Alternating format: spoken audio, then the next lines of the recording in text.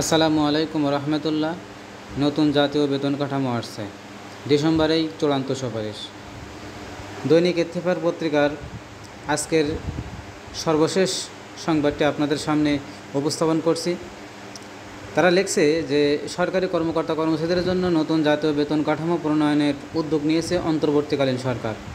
চলতি সরকারের মেয়াদেই গেজেট আকারে নতুন পে স্কেল প্রকাশ করা হবে এবং তা কার্যকর করার পরিকল্পনাও রয়েছে।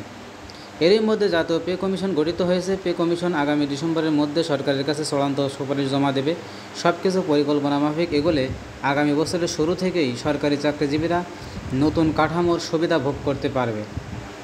নতুন কাঠামোয় শুধু মূল বেতন নয়, চিকিৎসা, শিক্ষা ও পদোন্নতি, বিভিন্ন ভাতায় বড় পরিবর্তন আসতে পারে। পাশাপাশি কিছু পুরনো সুবিধা বাতিলের প্রস্তাবও দেওয়া হয়েছে।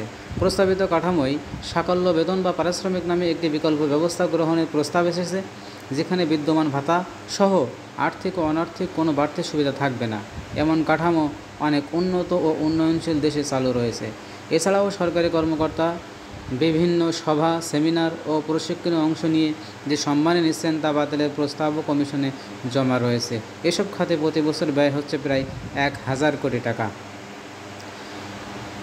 প্রিয় সরকারি চাকরিজীবী ভাই ও বোনেদের কাছে আমার অনুরোধ থাকলো, আমি একজন সরকারি কর্মচারী, স্থানীয় সরকার মন্ত্রণালয়ের সহকারী প্রশাসনিক কর্মকর্তা। আমি চাকরির ফাঁকে যতটুকু সময় পাই সরকারি চাকরিজীবীদের বিভিন্ন সুযোগ সুবিধা নিয়ে আপনাদের সামনে উপস্থাপন করে থাকি।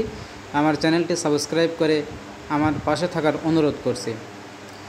অর্থ উপদেষ্টা ডক্টর সালেউদ্দিন আহমেদ বলেন, পে কমিশনের সুপারিশ বাস্তবায়নে প্রয়োজনীয় অর্থ সংশোধিত বাজেটে রাখা হবে। গেজেট আকারে প্রকাশের পরই এটি কার্যকর সম্ভব। নতুন বেতন যে কাঠামো প্রস্তাব করা হয়েছে অর্থ মন্ত্রণালয় থেকে, সেখানে আপনারা দেখতে পাচ্ছেন সর্বনিম্ন প্রস্তাব রাখা হয়েছে 25,000 টাকা এবং সর্বোচ্চ 1,50,000 টাকা রাখার যে প্রস্তাব সেটা দেওয়া হয়েছে। বৃহস্পতিবার অর্থ বিভাগের কর্মকর্তা কর্মচারী কল্যাণ সমিতি এই প্রস্তাব পে কমিশনে জমা দিয়েছে। আজই কমিশন ও সমিতি নেতাদের মধ্যে বিষয়ে বৈঠক হওয়ার কথা। অর্থাৎ আপনারা জানেন যে আমরা ইতিপূর্বে গত পরশুদিন আমরা জানতে পেরেছি 20 তারিখে যে বিভিন্ন সংগঠনগুলো আছে তাদের নেতাকর্মীদের সাথে পে কমিশনের আজকে 20 তারিখ, আজকে বিভিন্ন দফায় দফায় তাদের সাথে মিটিং রয়েছে। আমরা দেখতে পাচ্ছি এবং জানতে পারছি যে আমাদের যে বিদ্যমান 20টা বেতন গ্রেড আছে সেখান থেকে কমিয়ে 12টা গ্রেডে আনার প্রস্তাবও রাখা হয়েছে।